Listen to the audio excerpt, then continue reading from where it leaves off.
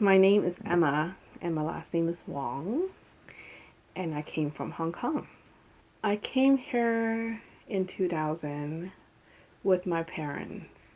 I was 13, 12 or 13, I believe. Needless to say, it was quite a cultural shock to come here because I didn't really speak the language. The culture was very different. Our home life certainly was very different. When we first moved here, my parents didn't have enough money to open a restaurant, so they did work in like Oakland, Chinatown as like waitress and chef. But when they did save enough money, then we sort of sought out like other opportunities in the smaller town.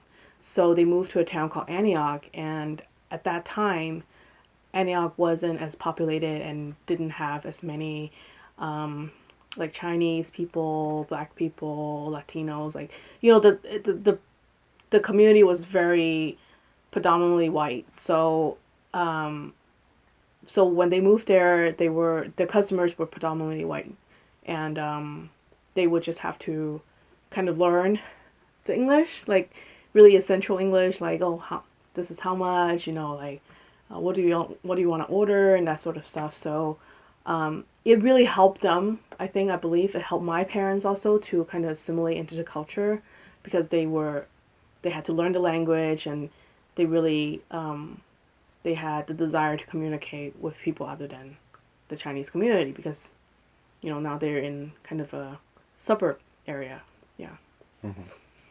Yeah, so a lot of people kind of assume, like if you came from any region in China, automatically you kind of live a rural life, but that's not true because I came from Hong Kong and it was a city life. In fact, it was much more advanced than the US at that time, as far as how I know anyway. Like Roughly. that was 2000. So that was when, like the computers and everything came out, right? Like you suddenly have dialed up and then you have like broadband wave, like, that stuff for the internet. And when I was in Hong Kong, I didn't have to use dial up anymore.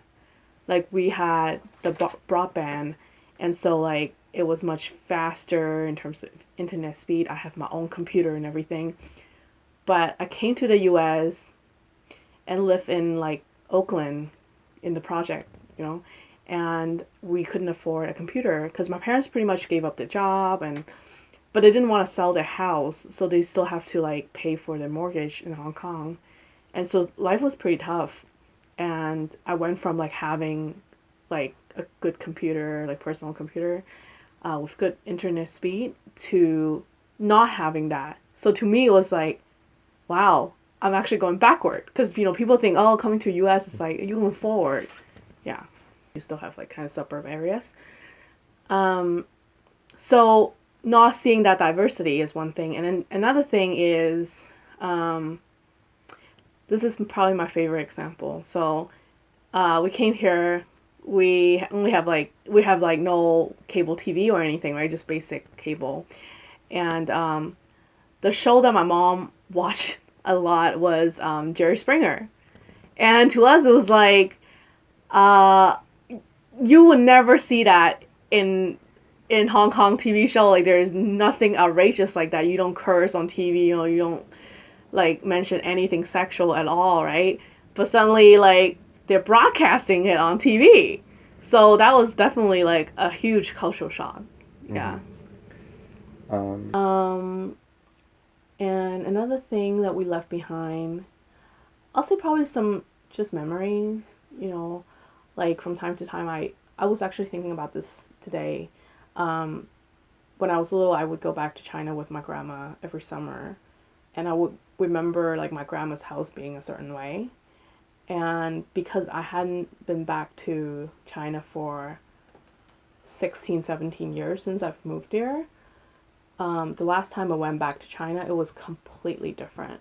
Like they had like demolished the whole building, and you know, rebuilt, like everything was brand new, and you really couldn't recognize the streets anymore. So I felt like part of my childhood memories didn't exist anymore because now they're gone with the building being gone and the streets being gone. So